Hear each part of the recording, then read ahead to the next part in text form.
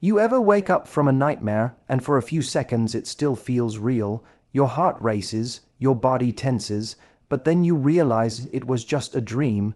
That's how you need to treat someone who hurt you. He wasn't your forever, he was a bad dream, and the worst thing you can do is keep replaying it when you're already awake. Today isn't about what he did, it's about you finally deciding. There's no looking back. When we go through heartbreak, the mind has this habit of turning the past into a kind of personal museum. We collect every little memory, every text, every photo, every moment of sweetness, and we put it on display as if it deserves to be preserved forever. We keep replaying his jokes, the way he held us, the times he said things that felt special, and here's the truth: none of that belongs in a museum. Because a museum is meant for things of true value, things that deserve to be honored and remembered. When someone showed you they couldn't value you, why would you build a shrine to them in your heart? What happens when you make a museum out of his memory is you trap yourself in nostalgia. You end up seeing him through a soft, golden filter, remembering only the highlight reel. You edit out the arguments, the neglect, the times you felt unseen. You cut away the coldness, the mixed signals, the broken promises. And because you've edited out the truth, you start to miss him, not realizing you're missing the version you created, not the one who actually existed. That's why letting go feels so hard, because you're not letting go of him. You're letting go of the illusion you built in your museum. And here's the dangerous part. Every time you walk through those mental exhibits, you're feeding an emotional loop. You feel sad, so you remember him. You remember him, so you feel sad, and the cycle repeats. It's not him hurting you anymore. It's your own mind keeping him alive in a place he no longer belongs. The question you need to ask yourself is this: am I willing to keep feeding energy into a past that no longer exists? Or am I ready to take down the museum and start building something new? When you stop curating his memory, you create space for reality to come back into focus. Reality says he wasn't consistent. Reality says he wasn't showing up as the man you needed him to be. Reality says he had his chance and he chose to waste it. And reality, if you're brave enough to face it, will set you free. Because you don't need a museum to remind you of your worth. You don't need souvenirs from someone who couldn't see your value. You need space to breathe, to heal, and to invite better things into your life. Think about it this way. Every time you walk into that museum in your mind, you're walking out of your own present. You're neglecting your own growth, your own passions, your own future, just to stand in front of a dusty display of what used to be. And what for? To keep reminding yourself of a man who already made his choice, to keep polishing memories that only weigh you down. That's not honoring your past, that's chaining yourself to it. The truth is, forgetting isn't about erasing every detail. You may never forget completely, but you can refuse to give those details power. You can stop making them sacred. You can decide they're no longer worth revisiting. That's when the healing starts. Not when the memories disappear, but when you decide they're no longer worth turning into a museum piece. So if you catch yourself building another exhibit, another highlight reel in your head, stop and remind yourself, this is not a treasure, this is a distraction. This is not history worth preserving. This is just clutter in the gallery of your mind. And you deserve better art on your walls than that. You deserve to walk into a mental space that inspires you, uplifts you, and pushes you forward. That only happens when you tear down the museum of him and make room for the masterpiece of your own life. We're taught to believe that closure is something another person gives us. That if they come back with the perfect apology, if they explain why they did what they did, if they show us they regret losing us, then we'll finally be able to move on. But that belief keeps us stuck, waiting at a door that may never open. Closure isn't a gift someone hands you, it's a choice you make. It's the moment you stop, waiting for their words to heal you, and decide that their silence, their absence, or even their cruelty is enough information to move forward. When someone leaves your life, it's natural to crave answers. We want to know why they didn't choose us, why they gave up, why they walked away after everything we gave. We convince ourselves that if we just had the explanation, the pain would hurt less. But the truth is, even if they sat you down and told you everything, it still wouldn't change what happened. You'd still be left with the same reality. They're not here. The relationship is over. They couldn't give you what you deserved. Words can't undo actions, and no explanation ever fills the space their absence creates. The problem with waiting for closure from someone else is that it keeps you in their orbit. You're still checking your phone, still hoping for that message, still analyzing what their silence might mean. And while you wait, your life is on hold. You stop moving forward because you're still looking backward. The irony is that the closure you're waiting for only comes when you stop waiting. It arrives the day you decide, I don't need their version of the story to write my own ending. Real closure is a self-made decision. It's the decision to take what you know that they couldn't or wouldn't be the person you needed, and let that be enough. It's deciding not to chase the why, but to accept the what. It's saying, I may never understand their choices, but I understand my own worth, and that's reason enough to let go. That's where your power lies, because when you hand closure over to them, you give them control of your healing. When you create closure for yourself, you take that control back. And yes, creating closure for yourself hurts. It means sitting with the reality that the person you wanted isn't going to swoop back in and make it all better. It means facing the loss without the comfort of a neat explanation. But that pain is temporary, and on the other side of it is freedom. Freedom from waiting. Freedom from hoping they'll fix what they broke. Freedom from putting your peace in someone else's hands. Ask yourself, do you want to keep waiting for someone who already showed you they couldn't give you what you need? Or do you want to choose yourself and close the door, even if it's heavy, even if it's painful? Because one choice keeps you in limbo, and the other sets you free. And when you choose freedom, you'll notice something powerful. Closure stops being about them. It becomes about you. It's no longer, he gave me closure. It's, I decided I was worth more than waiting another day for someone who didn't choose me. And that's the most empowering kind of closure you'll ever get. The one you give yourself, the one that doesn't depend on anyone else's words, actions, or timing. The one that comes from a quiet, unshakable decision. The story is over, and I'm not rereading it anymore. When you're in the middle of heartbreak, the pain can feel overwhelming. It hits you in waves. Sometimes it's sharp, sometimes it's dull, but it's always there, reminding you of what you lost. It's easy in those moments to believe that the pain is proof you can't move on, that the ache in your chest means you're still tied to him, that you must need him back in order to make it stop.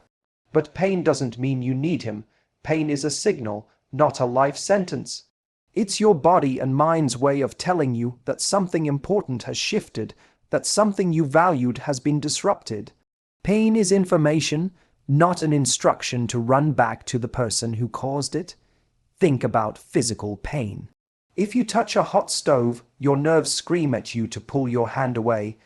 The pain isn't there to destroy you, it's there to protect you, to warn you that something harmful is happening. Emotional pain works the same way. That ache you feel isn't a sign you need him to come back. It's a warning that something about how you attached to him, how you invested in him, has left a wound. The pain isn't telling you to chase him, it's telling you to heal yourself. The danger is when we misinterpret the signal. Instead of seeing pain as a sign to care for ourselves, we see it as evidence that we can't live without him. We think, if I feel this much, it must mean he's my person. But that's not love, that's withdrawal. When you've poured energy, time, and emotion into someone, it's natural to feel an emptiness when they leave. But emptiness doesn't mean they were the right one. It means you have space to fill with something better. If you keep misreading the pain, you'll keep running back to the source of it, like touching the hot stove over and over again.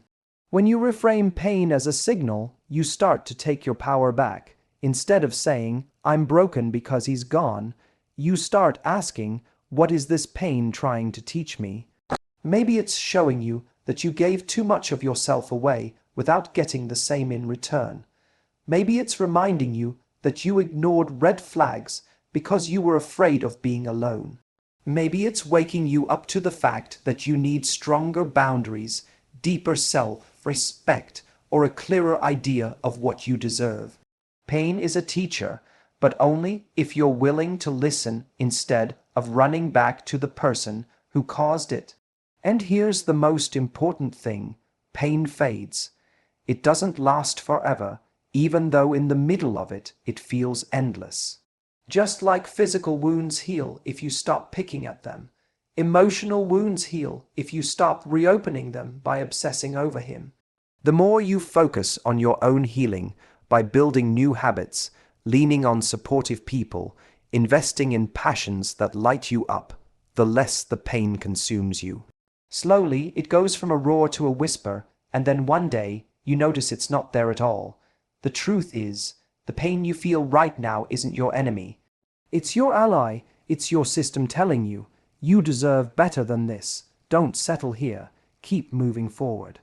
If you stop fearing the pain and start respecting the message behind it, you'll discover it's not a chain keeping you stuck. It's a signal pointing you toward the healing and growth you need, and once you realize that, you'll never confuse pain with proof that you need him again. Instead, you'll see it for what it really is: a proof that you're alive, that you care deeply, and that you have the strength to build a future without him. Rejection has a way of cutting deep. It makes you question yourself, your worth, your desirability. When someone you cared about decides not to choose you, the first instinct is often to wonder what's wrong with you. Maybe you weren't attractive enough. Maybe you weren't fun enough. Maybe you weren't lovable enough. But here's the truth you need to remember: rejection doesn't lower your value. It doesn't reduce your worth by even a fraction. What rejection does is redirect you. It closes one door so you don't waste your time pounding on it when another one, a better one, is waiting to be opened. The mind plays cruel tricks after rejection. It loops through all the things you could have done differently. If only you had said this, worn that, been more this or less that, maybe things would have turned out another way. But that kind of thinking puts your worth in the hands of someone who wasn't meant to carry it. His inability to see your value doesn't mean the value wasn't there. It just means he wasn't the person capable of appreciating it. Not everyone can recognize a diamond when they see one. Some people only know how to play with stones. Instead of seeing rejection as proof of your inadequacy, see it as protection. Imagine if he had stayed. Imagine if his inconsistency, his lack of commitment, or his inability to meet you where you are had been stretched out over years instead of months. Rejection spared you from wasting even more time and energy on someone who wasn't equipped to give you the love you need. It's not that you weren't enough. It's that he wasn't aligned. And if you're willing to trust that truth, you'll realize the rejection wasn't the universe punishing you. It was the universe saving you. The hardest part is detaching your self-worth from his decision, because when someone walks away, it feels like they're rejecting not just the relationship, but who you are at your core. But rejection isn't a statement about your entire being. It's simply a mismatch. Think of it like trying on a pair of shoes. Sometimes the size isn't right. It doesn't mean the shoe is worthless. It just means it doesn't fit. You are not defined by the people who don't choose you. You are defined by how you choose yourself after they leave. And here's the beautiful part: rejection creates space. When he steps out, that void he leaves can feel painful, but it's also an opening. An opening for new love, deeper love, love that actually meets you where you are. If he had stayed, that space would have been occupied by the wrong person, blocking the right one from ever finding their way in. In this way, rejection isn't the end of your story, it's the clearing of the page so a better chapter can be written. So instead of looking at rejection as a loss, start seeing it as a filter. It's life's way of removing people who can't rise to the level of the love you give.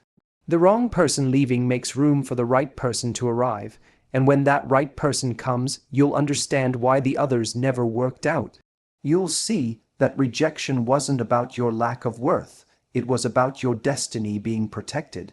Rejection hurts, yes, but it doesn't mean you're less, it means you're being saved for more. And when you hold onto that truth, the sting of someone walking away transforms into the strength of knowing you were never meant to settle there anyway. The rejection that feels like devastation today is simply redirection toward the love and life you actually deserve. Energy is one of the most valuable resources you have.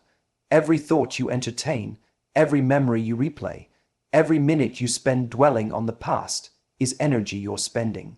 And the truth is, your energy is far too expensive to waste on nostalgia. When you keep looking back at what was, you rob yourself of the chance to fully live in what is and create what will be. You're pouring life into a story that's already finished instead of writing the next one that could actually fulfill you. Nostalgia has a seductive quality. It makes you remember the good moments while conveniently erasing the pain. You recall the laughter, the late night conversations, the way he looked at you like you were the only person in the world. But nostalgia edits out the arguments, the doubts, the empty promises. It blinds you to the full truth, making you crave something that never existed in the way you imagine. It's like replaying a movie but skipping all the scenes that made you cry, convincing yourself it was a perfect love story when it wasn't. That's the trap of nostalgia. It keeps you emotionally tied to a version of him that never really existed. When you realize how precious your energy is, nostalgia starts to feel like theft. Every time you scroll through old photos, you're stealing energy from your present self to feed a ghost. Every time you replay a conversation in your head, you're stealing energy from your future to keep reliving the past. That energy could be fueling your growth, your healing, your passions, your glow up. It could be invested in building confidence, creating new memories, or attracting people who are actually capable of loving you the way you deserve. But instead, it's being siphoned off by memories that no longer serve you. Think of your energy like money. If you had $100 and someone asked you to spend it on something that would never benefit you again, would you do it? Of course not. You'd call it a waste. Yet when you pour your energy into nostalgia, you're doing the exact same thing, investing in something that gives no return. Your energy, like your money, should be invested where it multiplies. In self-respect, in joy, in the future you're building. It's also worth remembering that the person you're nostalgic for is not the person who exists today. You may be missing the version of him you knew months or years ago, but that version no longer exists. People change, choices reveal character. The man who hurt you, neglected you, or left you is not the man you're romanticizing in your head. By feeding nostalgia, you're staying loyal to a ghost, not a reality. And ghosts can't hold you, can't love you, can't build a life with you. The more you recognize the cost of nostalgia, the more intentional you become with your energy. You stop indulging in late night scrolls through old texts. You stop playing the what-if game. You stop wasting conversations with friends dissecting his behavior. Instead, you redirect that energy into yourself, into becoming stronger, more fulfilled, more magnetic, into creating memories that don't sting when you look back on them, into building a future so rich that the past feels irrelevant. Your energy is your power, guard it fiercely. Every moment you choose not to feed nostalgia is a moment you feed your future. And as you keep choosing to invest forward, something incredible happens. The past loses its grip. What once felt heavy becomes light. What once consumed you becomes a blur. And you realize that your energy, when preserved and directed toward yourself, has the power to create a life so much bigger, brighter, and more beautiful than anything nostalgia could ever give you. The idea of revenge is tempting when you've been hurt. There's a part of you that wants him to feel the same pain, to regret walking away, to see you thriving and realize what he lost. But the truth is, the best revenge isn't anger, it isn't bitterness, it isn't plotting how to make him jealous. The best revenge is forgetting he exists. Indifference is far more powerful than rage, because rage still ties you to him, while forgetting cuts the cord completely. When someone no longer has the power to occupy your mind or influence your emotions, that's when you've truly won. Forgetting him doesn't mean erasing every memory or pretending the relationship never happened. It means choosing not to let those memories control you anymore.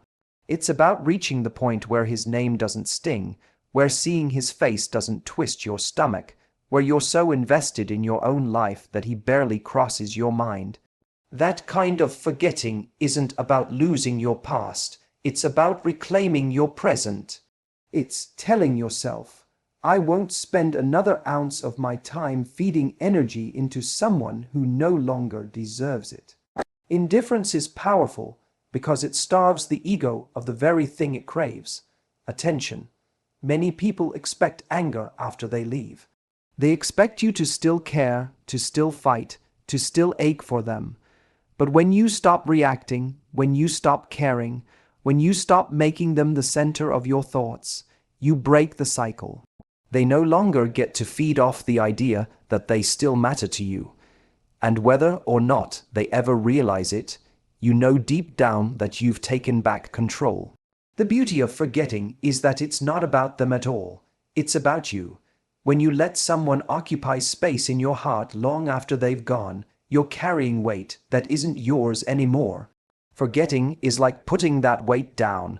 It's freeing yourself from the burden of wondering what he's doing, who he's with, whether he's thinking of you. None of that matters in your story anymore. By forgetting, you give yourself permission to stop living in reaction to him and start living fully for yourself. It may feel impossible at first, because in the beginning, everything reminds you of him. A song, a place, a scent, even just silence. But over time, if you keep choosing yourself, the reminders lose their sharpness. The songs become just songs again. The places become just places. Forgetting happens gradually, like a fading scar. You don't wake up one morning and feel nothing. You chip away at it every day by refusing to indulge the urge to revisit his ghost. And one day you realize the scar is still there, but the pain is gone. That's the sweetest revenge of all. Not needing him to apologize, not needing him to see you shine, not needing him to hurt the way you hurt. The sweetest revenge is realizing you don't need anything from him, not his presence, not his approval, not even his memory. Forgetting him turns the chapter fully, so he's no longer part of your story. He becomes a name you once knew, nothing more. And when you reach that place, you don't just move on, you rise. Because forgetting isn't about losing something, it's about gaining yourself back. It's the ultimate declaration that his role in your life is finished, and your life is far too rich, far too precious, far too exciting to waste looking back. Indifference is the ultimate power, and forgetting is the proof that you've taken it back. That's how you win, not with anger, not with revenge, but with the quiet strength of living as though he was nothing more than a bad dream you've long since woken up from. At the end of the day, forgetting him isn't about erasing the past, it's about refusing to live in it. You don't need to build a museum for his memory. You don't need him to hand you closure. Don't need to mistake your pain for proof you can't move on. His rejection didn't lower your value, it protected your future, and your energy is far too precious to spend on nostalgia when it could be fueling the life you actually deserve. The sweetest revenge is not proving him wrong, it's living as though he never mattered at all.